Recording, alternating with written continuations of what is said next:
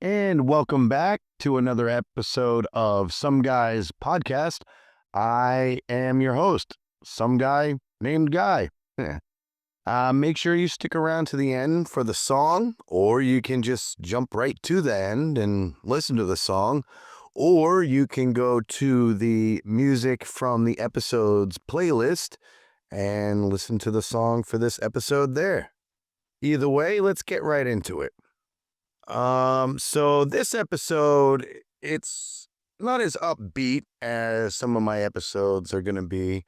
It's more of a somber one, but I'm hoping that it will be an inspirational episode, something to inspire you to keep holding on and keep putting up the good fight. So myself, and I'm sure you have thought about times where you're like, if I could go back in time, I would do this over again, or I would do that differently, or you would change things so that something never happened. And this episode is about you shouldn't really have that desire. And I'll explain why. Now, for the most part, I'm not talking about serious life events, like some form of abuse or anything like that. Although a lot of that will tie into what I'm going to go over. But mainly, I'm talking about the rough times. So when passes, you lose a job, you get evicted, your car, you get into an accident, things like that. Things that are considered the down times in life. Maybe you were homeless for a little while, not by choice. Maybe you're sober now and you had some type of addiction in the past. But that's the kind of stuff I'm talking about here. So I get it. I myself have been like, oh man, I regret this. In fact, I'll tell you a quick little story. So, as I've mentioned in previous episodes, my family had a vacation home in New Hampshire. It was in a town called Madison, and it was right there in the White Mountains area, over by Conway, North Conway. And Mount Washington's there. It's the tallest mountain in New England. It's like 6,900 feet or something. And I had already climbed it. We stayed at Lake of the Clouds, which is a hut that's near the top. Plus, I've gone to the peak. And so I've been on the mountain before. And I was in Boy Scouts at the time.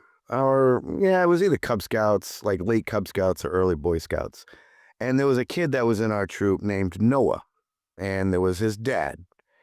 And my dad invited Noah, who was around my age, and his dad to come spend a weekend with my dad and I in New Hampshire.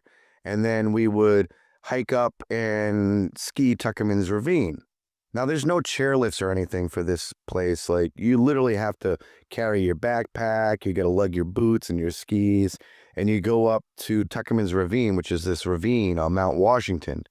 And there's like, an easy side to ski. I mean, it's just this natural basin right in the side of the mountain. And people go up there and they go skiing or inner tubing in some areas of it.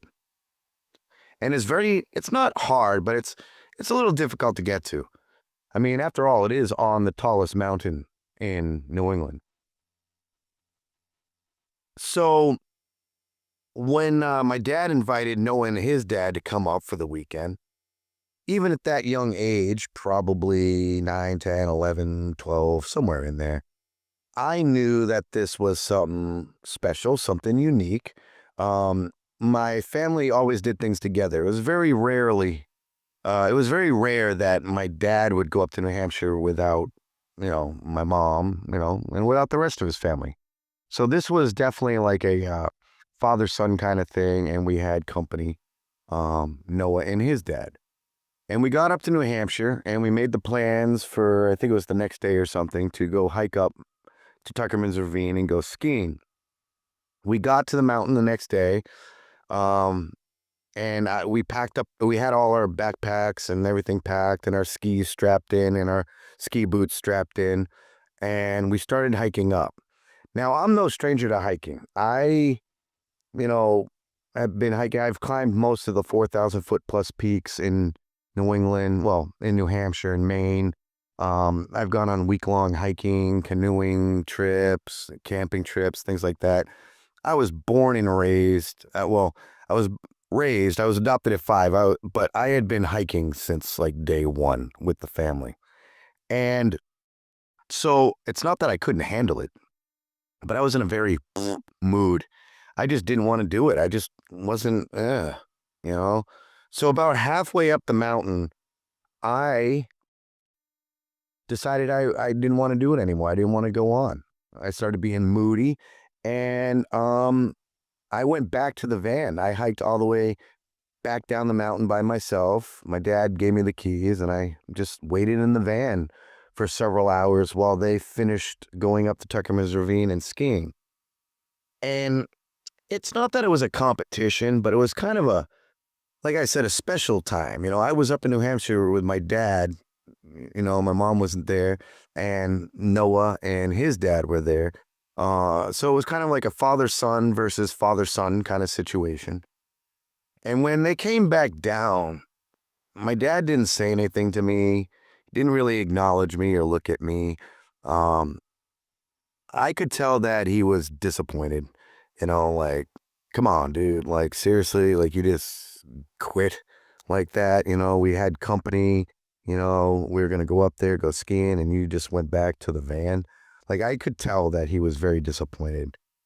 And I think to myself, that's one of those times where if I went back in time, I would do that over again. I would finish the hike, I would go skiing, and there would be that memory that I could have with me and my dad and Noah and his dad, father-son versus father-son, hiking up Mount Washington and going skiing in Tuckerman's Ravine.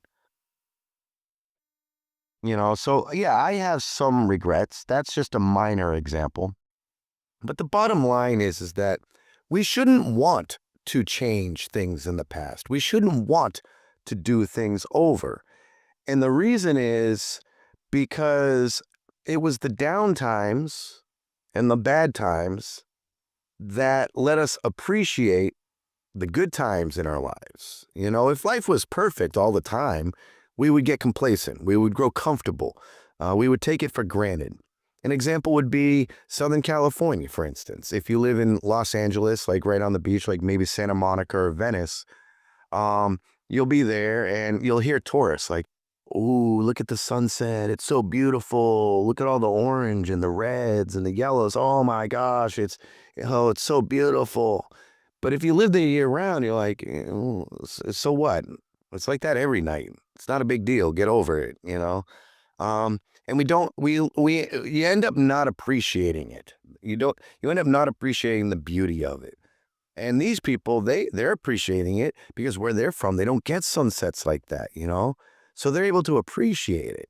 So much like how you kind of take certain things for granted, like sunsets, if there's always a beautiful sunset, that's how we would be if everything was good. If you always had good pay with the minimal amount of work, the perfect house, the perfect family, and you didn't suffer and everything was going good.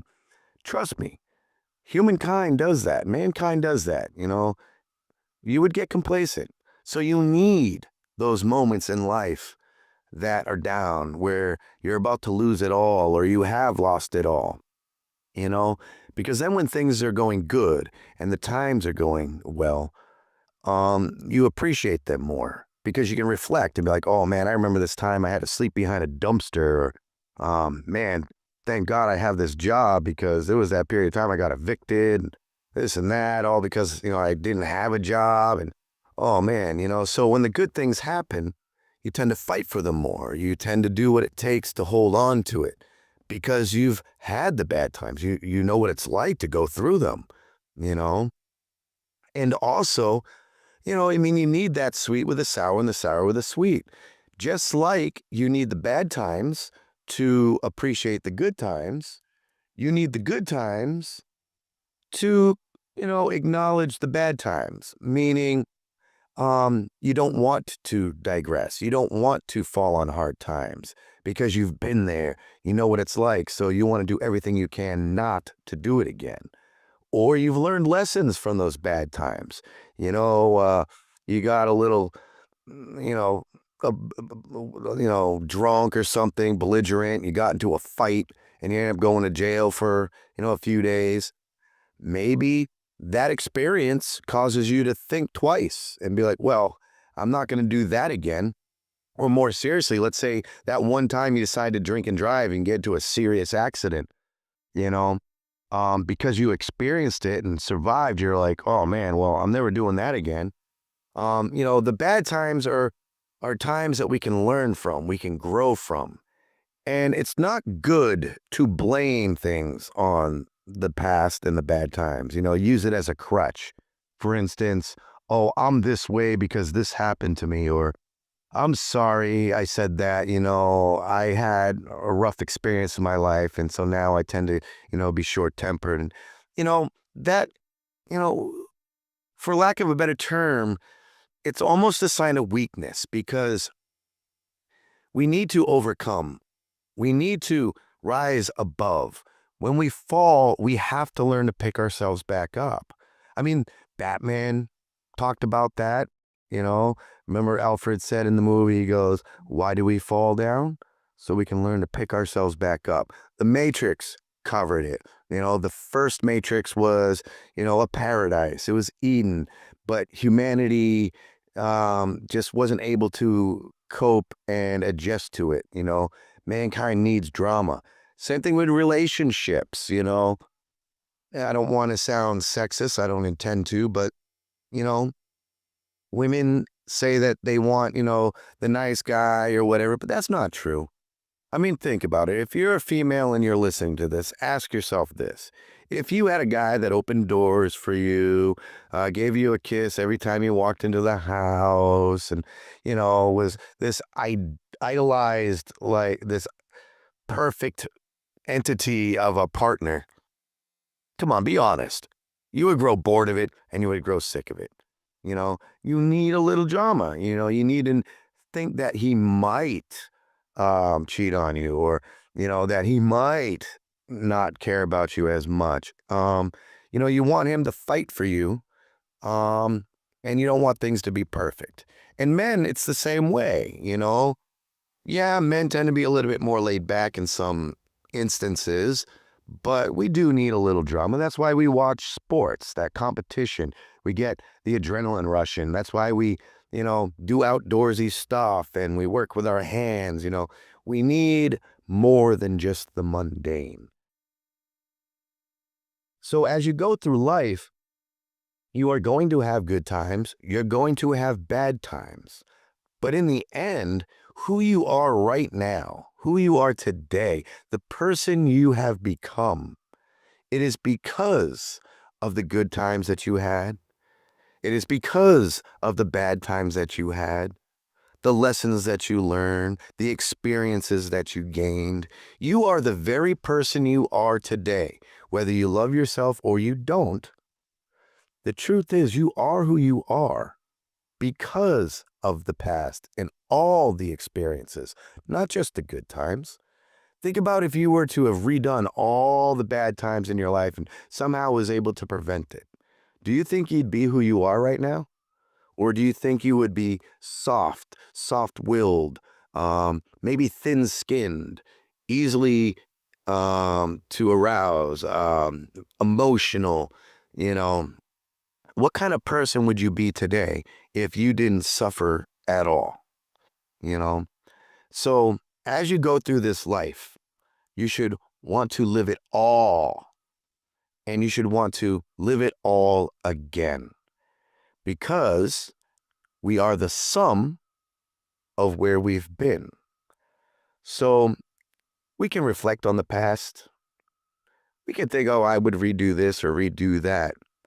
But my philosophy is that you should embrace all the moments, both good and bad, and you should respect it and you should cherish them, because you wouldn't be who you are today if it wasn't for both the good and bad experiences. Well, I'm going to leave it there for this episode. I don't want to get too deep into things. I don't want to bring you down. I kind of want to inspire you to not look at the past in a negative light, the bad times, but to look at them as obstacles that you've overcome, or obstacles that you're going to overcome. So we're going to wrap this episode up. This is Some Guy's Podcast. I'm some guy named Guy, and we're going to finish it off with this song. It's called No Regrets, No Rewind. Sorry about that. And it was written by me and produced by my studio, Virtualscape Studio. And I hope you enjoy it. Here it is. No regrets, no rewind. Thank you very much for tuning in and listening. I hope you enjoy the song. We'll see you next time.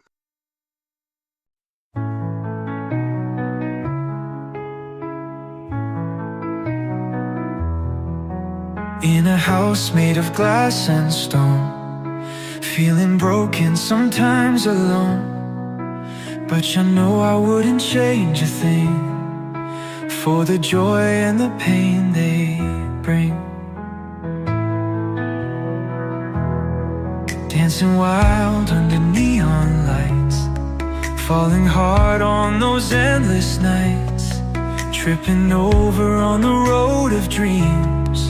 Every turn's a stitch in our seams. No regret, no rewind. Every scar is a sign. Lived it all, we live it again. We're the sum of where we've been. Laughing loud frames of happiness, silent tears in a sweet distress. In the highs and the lows we grew, and there's nothing I'd undo. Chasing stars in the midnight rain, every heartache, every strain. In the dark there's a whisper bold, it's the story that we hold. So here's to all the moments past, to the shadows and the light that lasts, all the echoes that we've known. On this road we're never alone. No regret, no rewind. Every scar is a sign. Lived it all, we'll live it again. We're the sum of where we've been.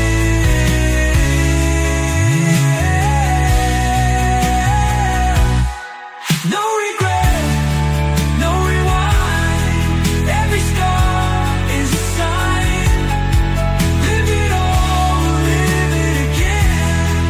We're the sum of where we've been. We're the sum of where we've been.